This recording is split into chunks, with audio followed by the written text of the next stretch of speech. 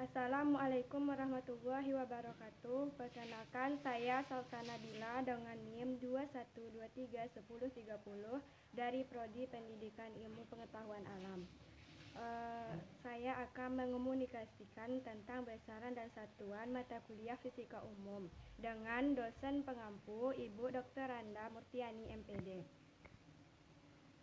Besaran dan satuan. Baiklah, pada kali ini kita akan membahas tentang besaran dan satuan, vektor dan skalar, dan operasi vektor. Fisika didasari oleh pengamatan eksperimen dan pengukuran kuantitatif. Besaran itu sendiri terbagi menjadi dua, yaitu besaran pokok dan besaran turunan. Besaran pokok adalah besaran yang tidak diturunkan dari besaran yang lain, sedangkan besaran turunan yaitu besaran yang diturunkan dari satu atau beberapa besaran pokok. Selanjutnya yaitu pengukuran. Fisika merupakan cabang ilmu pengetahuan yang mempelajari gejala-gejala alam. Gejala-gejala alam dan interaksi yang bisa diungkapkan biasanya dapat pula dirumuskan dalam besaran-besaran fisika. Di antaranya besaran-besaran fisika tersebut terdapat besaran-besaran yang dapat diukur. Oleh karena itu, pengukuran merupakan satu bagian penting dalam fisika. Yang pertama, memilih alat ukur dan menentukan ketelitiannya. A. Alat ukur panjang. Alat ukur panjang itu sendiri terbagi menjadi 1. Mistar atau penggaris, 2. Jangka sorong atau 3. Mikrometer sekrup. Yang pertama kita akan membahas tentang mistar atau penggaris. Mistar atau penggaris ini yang sering digunakan yaitu stigmeter, memiliki panjang 1 meter dan memiliki skala desimeter, sentimeter, dan milimeter. Skala terkecilnya yaitu 1 mm, maka ketelitian penggaris tersebut yaitu setengah kali skala terkecil sama dengan 0,5 mm. Selanjutnya yaitu jangka sorong. Jangka sorong ini sendiri terdiri dari skala utama, rahang tetap, skala nonius, dan rahang bergerak. Selanjutnya yaitu mikrometer sekrup. Bagian-bagian dari mikrometer sekrup yaitu selubung ulir, skala utama, skala nonius. Dan skala terkecilnya yaitu 0,5 mm dan dibagi 50 skala oleh skala nonius yang terdapat pada selubung luar atau teromor putar, sehingga tingkat ketelitian alat ini adalah 0,01 mm. Baiklah, selanjutnya kita akan membahas tentang alat ukur massa dan alat ukur waktu. Alat ukur massa itu sendiri terdiri dari yaitu neraca pegas, neraca elektronik, neraca dua lengan, neraca Gauss. Selanjutnya alat ukur waktu. Alat ukur waktu ini sendiri terdiri dari jam dinding, jam matahari, stopwatch, dan jam pasir. Selanjutnya yaitu jenis pengukuran dan cara melaporkannya. Yang A yaitu pengukuran tunggal. Pengukuran tunggal yang akan kita bahas itu pengukuran dengan mistar dan penggaris. Misalkan dari pengukuran panjang didapatkan hasil 5,6 cm. Mistar mempunyai ketelitian setengah kali 1 mm sama dengan 0,5 mm atau sama juga dengan 0,05 cm. Selanjutnya yaitu pengukuran dengan jangka sorong. Pengukuran dengan jangka sorong memiliki skala terkecil 0,01 cm dan tingkat ketelitiannya setengah kali 0,01 cm atau 0,005 cm. Selanjutnya yaitu pengukuran dengan mikrometer sekrup.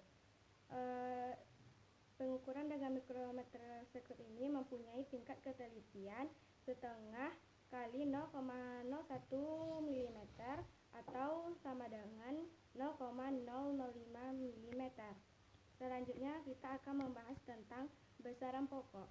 Besaran pokok itu sendiri terdiri dari panjang yang satuannya meter, massa kilogram, waktu sekon, suhu Kelvin, kuat arus ampere, intensitas cahaya kandela, dan jumlah zat mol. Selanjutnya yaitu kegunaan dimensi. 1. Mengungkapkan kesetaraan beberapa besaran fisika yang sepintas tampak berbeda. 2. Untuk menentukan satuan besaran turunan. 3. Untuk menguji kebenaran suatu rumusan fisika. Selanjutnya yaitu besaran turunan.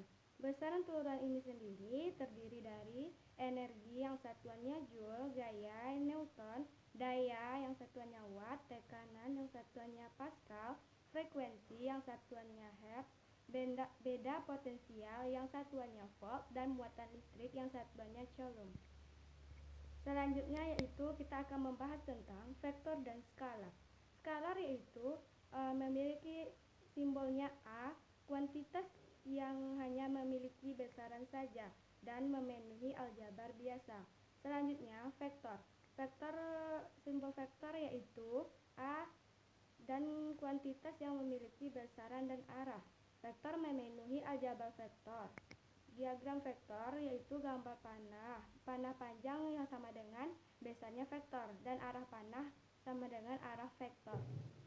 Selanjutnya yaitu besaran vektor satuan. Yang pertama, vektor dapat ditulis dalam vektor-vektor satuan. Yang kedua, vektor satuan memiliki nilai yang besarnya sama dengan 1. Yang ketiga, vektor satuan dalam sistem koordinat Kartesius dinyatakan dengan I, J, dan K. Selanjutnya, penjumlahan vektor. Misalnya, R sama dengan A ditambah B. Besar dan arah vektor diukur secara langsung dalam penjumlahan vektor. Selanjutnya yaitu pengurangan vektor. Yang pertama, vektor jika dikalikan dengan negatif 1, besarnya tetap,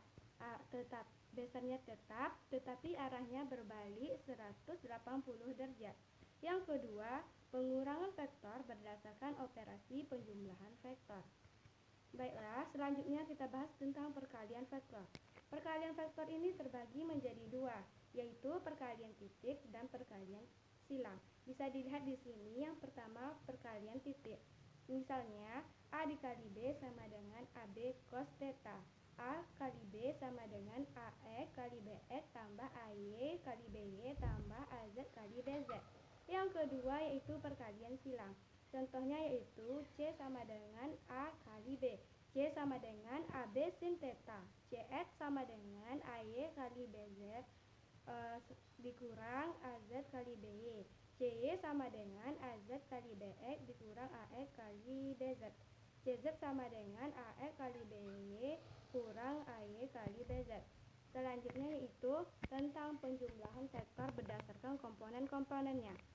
Misalnya, C sama dengan A tambah B, CX sama dengan AX tambah BX, CY sama dengan AY tambah BY. Sekian yang dapat saya sampaikan. Saya akhiri. Assalamualaikum warahmatullahi wabarakatuh.